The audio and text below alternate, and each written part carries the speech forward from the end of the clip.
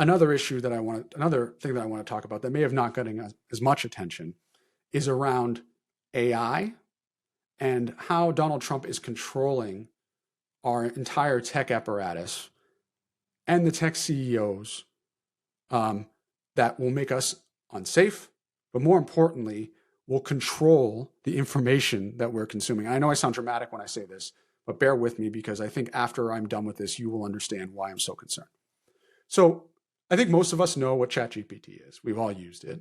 And again, it's based on what's called a large language model. What does that mean? LLM, you'll hear LLM a lot. And so here's a very layman's terms example of it. It's basically like an advanced autocomplete. So you feed it tons of information, articles, what have you, and it begins to recognize patterns in the language and in the words. And it's so good at a certain point that it can predict the next word that the language will produce. So it's a very fancy way of saying it's an advanced autocomplete. Okay. So if you ask a question, it will scour all of the data, use its pattern recognition to give you what they think is the best response. That is only helpful if you have the right inputs and right content that you fed it to train it. That's why you're seeing people saying we're training the model. That's the whole thing. And obviously, every single major technology company in this country, as well as many across the world, see dollar signs here.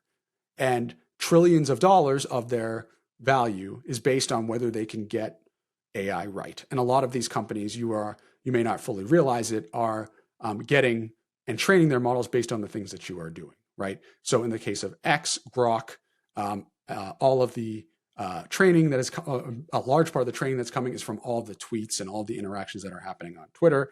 Facebook and Meta are doing the same thing with all of the posts that you do on Facebook. And you can see it over and over again. It is really important to also point out that in the same way that when there are court cases, what have you, and the text messages that you send could be subpoenaed as part of court proceedings, that ChatGPT, the things that you input into ChatGPT, personal things, I am sure, are not protected. You know, if you go to a therapist, for example, and you talk about something, there are certain protections that exist so that you can be open and you don't have to worry about it hurting you. That does not exist with ChatGPT and AI models writ large. And so that is very concerning for a lot of people because I think a lot of people are very personal about their feelings on there.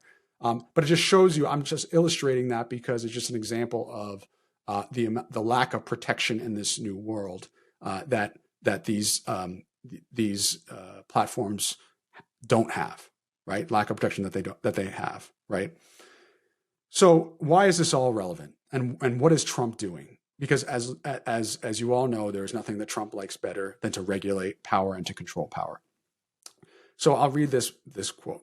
On July 23rd, 2025, President Trump signed the executive order titled Preventing Woke AI in the Federal Government. This mandates that federal agencies only procure models that adhere to, quote, unbiased AI principles, namely ideological, neutrality, and truthfulness, effectively banning models that embrace DEI frameworks or similar concepts. Importantly, the Office of Management and Budget has instructed to issue further guidance within 120 days of the order.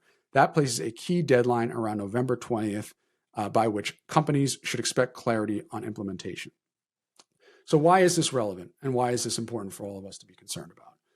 Because the definition of woke AI is not coming from objective people. This is coming from the federal government.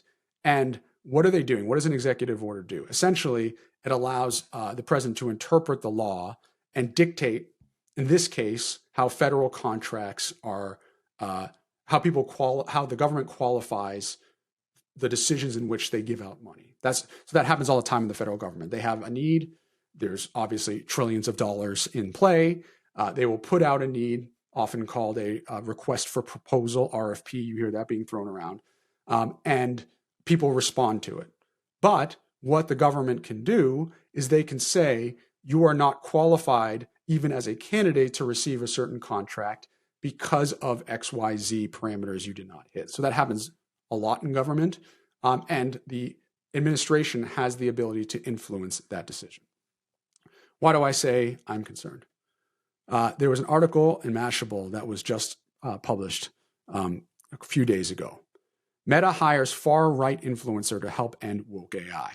Okay, it's a guy named Robbie Starbuck, and they hired him to be an advisor at Meta. Again, this is Facebook, Instagram, the platforms that many of you use every single day, to ensure its AI tools are free of ideological bias, quote unquote. This should concern all of us. It is one thing if Meta had announced that they're going to try to create neutrality in its AI models. That would be a panel of 3 left-leaning, 3 right-leaning people, and trying to make sure that the information that is being fed into these models are not biased by data. They're not even hiding it, right? They're hiring a conservative individual to help regulate what is being fed into their models. And by the way, this is exactly what Donald Trump is hoping for, because he can control, he has a massive apparatus, as I've talked about in previous shows, to get information out there that is favorable to him, right? The entire right-wing apparatus basically has just swallowed, with the exception of like Andrew Schultz and Joe Rogan, swallowed the BS about Epstein files and has stopped talking about it. And it is absurd given how much they did talk about it, and now they're literally covering for this entire thing that's happening. But he knows that, at least as of now, you and I can go on ChatGPT or what have you and ask some questions, and he doesn't have as much control over what comes in and what comes out. But putting what could be billions of dollars at stake for these tech companies gives the tech companies an incentive to make sure that the models are to the liking of President Trump and his administration. So you bet you're going to read more from different tech companies about how and it's probably going to be sources unnamed, about how they're going to be feeding it more information that is favorable to Donald Trump. What does that mean in practice? It means that the amount of information that people receive is going to be now more biased towards the right, more biased to Donald Trump. One of the things that I think is like a tangible example of that is, and this is Meta, as Mark Zuckerberg announced that he was getting rid of human fact checkers by and large. That was his big announcement, obviously in response to Donald Trump not liking that. One of the things that I think has actually been interesting is how Grok on X has played a role of fact checking. Now, I'm not suggesting that Grok is perfect. It has shown sympathy to Nazism in the past, obviously unacceptable. But for a lot of the fact checking, it has now been replaced by Grok, right? And I've actually, if I do say so myself, been relieved by the fact that there have been times where I've gone on TV, talked about a clear fact, talked about the defunding of the police by Donald Trump, and individuals who have sought to discredit me by going on Grok and asking Grok have given a fact-based answer that I gave that basically backs me up. But if Donald Trump is now the arbiter of good AI, what does it mean if all of the things that people are trying to do to establish a neutral, factual base goes out the window? That's what we need to watch out for. And the problem is we're not going to be able to track any of this overly closely from the back end, because a lot of these companies will try to develop these things. It's all black box anyway. Very few people understand how LLMs are put together. This is something that we need to harp on, because if all of a sudden all of our AI platforms are all feeding us conservative information that is favorable to Donald Trump at all times, our entire country could be radically transformed by it. And I don't believe I'm being dramatic by that. So we need to continue to monitor closely how this is proceeding. We need to monitor closely the deadline of November 20th. And we need to hold our journalists and we need to hold our public accountable to what could come next.